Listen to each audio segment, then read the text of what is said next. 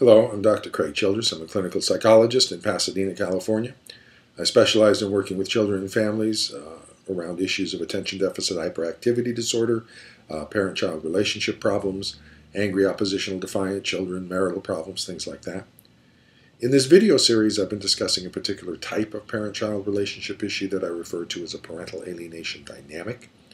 And in this set of video segments, I'm going to be discussing the origins of the parental alienation dynamic in a process that's called the transgenerational transmission of trauma, which is a conceptual framework derived out of early childhood mental health involving the transmission of relationship patterns across generations. Now, one of the questions that may arise is how is it that we are able to determine the relationship patterns of the alienating parent with their own parent in early childhood? We weren't there. There's no recollection or memory of those relationship patterns. How can we tell what those relationship patterns were like? Well, the answer to that is similar to how geologists can determine the processes involved in the formation of the Earth based on the current evidence of geological formations.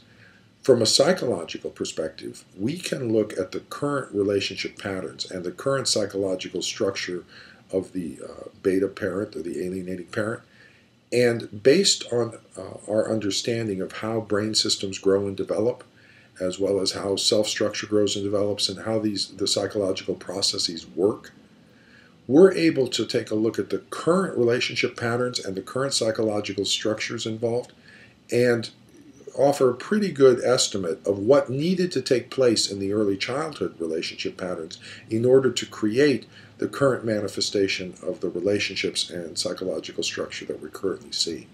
So that's how we can go back and make suppositions about what occurred in the early childhood relationship patterns based on what we're currently seeing in the current psychological structure of the alienating parent, the beta parent, and their relationships with the people involved in the current situation. So, in looking at that initial early childhood relationship pattern between the alienating parent as a child, the beta child, and their parent, the alpha parent, what appears to have taken place is that that alpha parent was both variably nurturing at times and also variably hostile aggressive towards the child at times. And so the child, the beta child, was in a relationship with a parent who was sometimes nurturing, but other times very hostile, very aggressive. And so the child, if the child closed off and defended against the hostile parent, then they would lose the opportunity to psychologically accept the nurturing parent. If, however, they opened to the nurturance of the nurturing parent and they got the hostile aggressive parent, then that would have a devastating impact on their psychological structure as they were undefended and psychologically open, and all of a sudden get this very hostile, aggressive interaction sequence, relationship sequence with the parent. And so for the beta child, this variability between nurturing parent and hostile aggressive parent provoked a great deal of anxiety. And so the anxiety for this beta child was simply off the charts. And so the child adopted a number of strategies to try to manage that anxiety. The first and primary strategy is it became very important for the beta child to resonate with the internal psychological state of the alpha parent. That the beta child, if they knew what was going on, the psychological state of the alpha parent, then they could tell if they were going to get the hostile aggressive parent, in which case they put down the defenses, or the nurturing parent, in which case they can open up and accept the nurturance. So for first and foremost, in terms of the psychological coping strategies of the beta child, is that it became extraordinarily important for that child to resonate or to fuse with the psychological structure or the psychological state of the alpha parent. And now this is exactly opposite of what should be occurring in healthy child development. In healthy child development, the parent should be resonating with the child's internal state and helping the child develop a meaning about what the meaning of their internal state is through the eyes of the other process, it's called. And so the parent is resonating or is attuned to the child's internal experience. In this situation, it's exactly the opposite of that. The child is resonating with the adult's internal experience and trying to meet the adult's need in order to get the nurturing parent. So the child is resonating up and trying to figure out, what does the alpha parent need me to be in order for me to acquire the nurturing parent.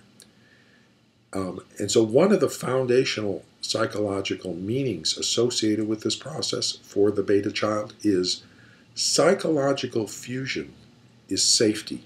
Psychological separateness is danger.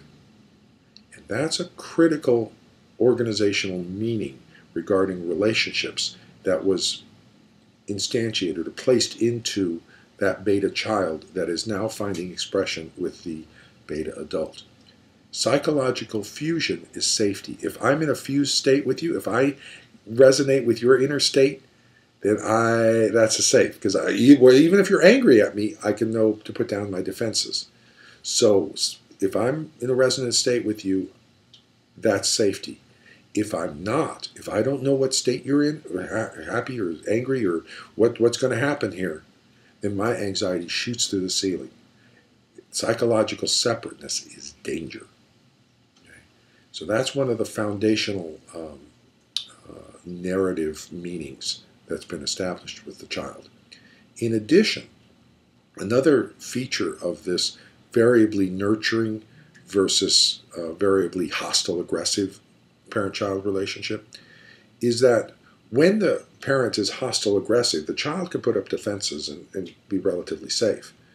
The issue becomes when the parent is nurturing, the child opens up the defenses and accepts the nurturing relationship with that parent.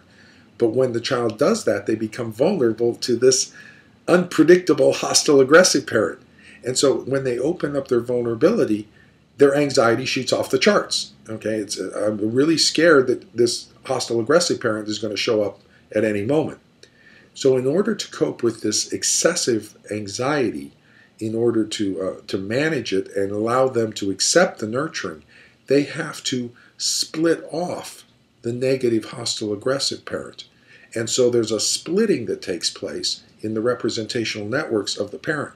So the parent becomes the all good, all nurturing parent, in which case I can relax and accept that nurturing parent, or the all hostile, all aggressive parent, in which case I have my defenses up. But there's no overlap of those two representational networks. And so that allows the child to accept the nurturing without worried about the overlap from the hostile aggressive, because that's split off. And that's the origin of the splitting dynamic we currently see in the current relationships, where it's all good, all bad. Okay, so the beta parent, the alienating parent, is the all good parent. They're the all wonderful parent. The targeted parent, the delta parent, is the all bad parent. Okay? And so you will see the splitting dynamic of all good, all bad, and it had its origins in this process of managing anxiety related to accepting nurturance versus defending against the hostile aggressive relationship with the alpha parent. So I'll continue this discussion in the next video segment.